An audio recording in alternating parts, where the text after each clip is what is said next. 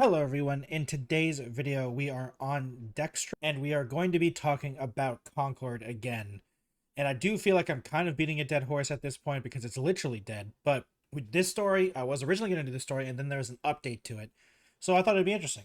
So, once again, we are on Dextro and this is by Carvin Fisher. So thank you for the article. Concord allegedly cost Sony $400 million and was meant to be PlayStation's Star Wars, is the header. According to Colin Myronot, oh god, Marty, an industry veteran who claims to have talked with developers at Firewalk, Concord cost a total of $400 million. It was meant to be the future of PlayStation with a level of impact similar to Star Wars. Concord was taken offline in less than 2 weeks and has gone down as one of the biggest flops in gaming history, with the game losing untold millions as all players who bought it were refunded. Untold until now, at least. Colin Moriarty claims that the game cost a total of $400 million to make, with $200 million of that amounting to development costs before PlayStation bought out Fireworks Studios, another $200 million spent by Sony after. That sounds like a lot, and it'll be up in the update as well of the story that it does sound like a crazy amount, because, like, first of all, Firewalk wasn't... I'm pretty sure they had multiple things, but we'll keep reading. He claimed he had a long conversation with someone who worked in the game and was giving a ton of information about its troubled development. The troubled development, I definitely do believe. The cost may be different, but, you know, we'll see. This is his Twitter post. I spoke extensively with someone who worked on Concord, and it's much worse than you think. It was internally referred to as the future of PlayStation with Star Wars-like potential, and a dev culture of toxic positivity halted any negative feedback, making it cost $400 million. Concord cost about $400 million to make, Moriarty claimed. In its first quarter of 2023, Concord entered into alpha state. This was before Sony purchased the team. Wait, 2023 was alpha state? Holy cow. So it went from alpha beta to release in less than a year? Jeez, okay. That's really fast, I feel like. I thought it should take a little bit longer than that, but maybe I'm wrong. I feel like it should be longer than that. I guess it depends what they meant by alpha state. Because, like, the word alpha and beta don't mean anything anymore, because there's so many game companies that have different, like, references to what that means. So we don't really know what that overall means. Even to get into alpha, 200 million was spent on the game according to this source, which sounds like a lot.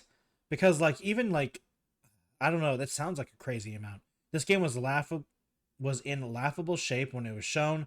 When the alpha was ready to go, he continued. It was such in a horrible shape that Sony felt like they needed to spend that much more money, 200 million plus 200 million, to get the game to viability, which is crazy to think because I guess that goes with the whole toxic positivity, which is going to be said in the next statement. Despite it oh gosh, I don't know that word. The Belgird production cycle, and according to Moriarty, a large portion of the game being outsourced to other studios to get it rushed out the door.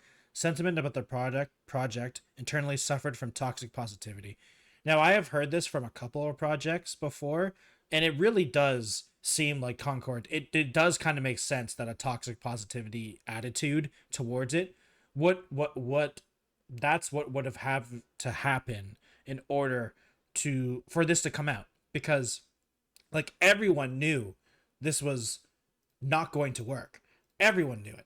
Like, every time we saw the game, every time we saw, like, any of the cutscenes and everything, it was just, like, not ready to release. Not only that, it just looked boring and generic, and it's like, if that's true that multiple studios did work on it, that makes more sense why everything seemed more generic. Because you really need a set of people working on something to make it so they can make it their own. So that kind of does make sense now. Concord was the future of PlayStation. They had such a major ambition for the game, and that it was referred to as Star Wars-like project for Sony, that it could be repeatedly revisited over and over again. As of now, Concord's future is in limbo, with the game servers taken down and all copies of the game refunded. It is currently impossible to play it. Yes, I think the biggest problem with Concord was that it just needed more time. And with this update, the update to the story, which was today, actually, as of recording this. No, sorry, yesterday. The figure of 400 million has been disputed by other sources. GameIndustry.biz journalist Chris Dring stated on X that no game has that dev budget. The Verge Tom Warren's also pointing out that said you only have to look at the probable monsters funding to know it's nonsense. Yeah, so like Probable Monsters is the parent company of Fireworks Studio. In 2022, GamingIndustry.biz reported the company has raised 250 million in funding, but that would be split between its three studios, Firework, Cauldron, and then an unannounced studio. The company has been since announced Battle Barge and Hidden Grove as subsidiaries.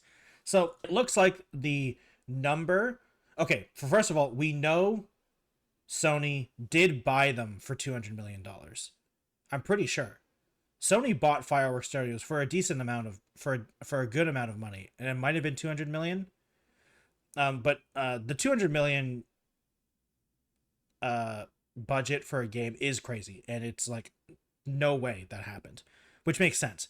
But what I wanted to talk about was the toxic positivity culture in the company, because I feel like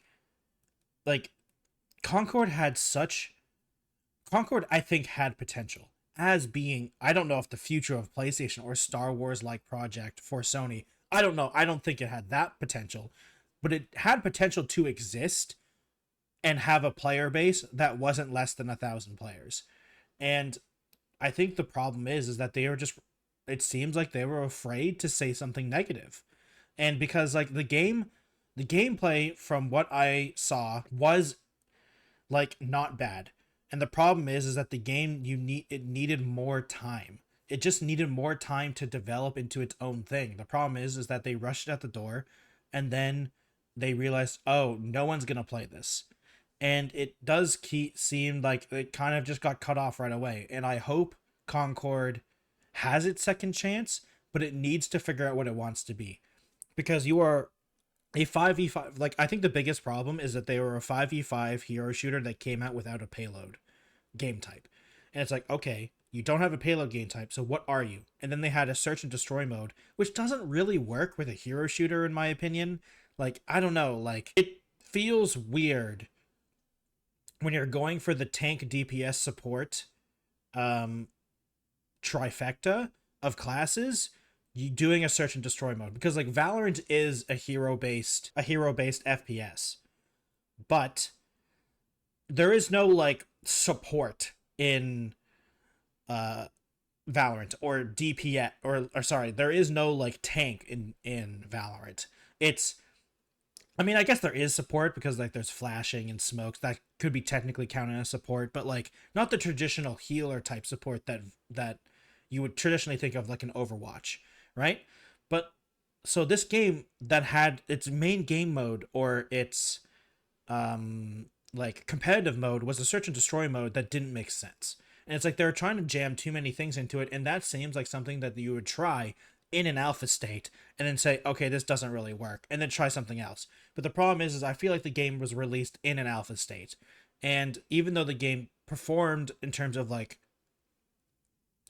performance, in terms of like the game didn't really crash or didn't have any like FPS drops, and the game was stable, the game's gameplay was not ready, because the game just looked slow and just not very interesting, and even the playlists didn't seem done, because like the three playlists seemed so weird. And we're not even talking about like the balancing of the game modes. It just seemed weird. It just, why was this game going for like I feel like it's just so much missed opportunity and so much rushed output. I feel like even though the game I think had like a 4 to 5 year production cycle, it just seems so strange that it seems like it was rushed out the door. The toxic positivity does make a lot of sense, but the game budget, I mean, they did lose tens of millions of dollars. We know that. We know for sure that this game lost tens of millions of dollars simply for the fact that Sony bought Firework and they didn't do anything with this. So like the whole $400 million thing, that's someone being hyperbolic, but it's still crazy to think that a game that cost tens of millions of dollars, Sony bought the studio. It was named the future of PlayStation and a Star Wars like project for Sony. It lasted about 2 weeks before they shut it down. And that's just really sad. But thank you all for watching today's video. Comment down below what you think about this situation. I really hope that this is the last story I do on Concord until it actually comes out again, if it comes out again. Because, man, I do feel I feel bad making videos on this constantly, but it's just to me, it's interesting to see this development history. And it's just interesting. I'm honestly more interested in the toxic positivity culture of the game studio than the money, because we know the game lost tens of millions. Is it hundreds of millions? Maybe, but like at least tens of millions, which is too much money. So we'll see how it goes. If you'd like to support me, please subscribe to the channel, like the videos, dislike if you dislike it. If you want to see me on other platforms, I have a Twitch, Twitter, Instagram, and a TikTok. Other than that, thank you all for watching, and I'll see you again next time. Goodbye, everyone.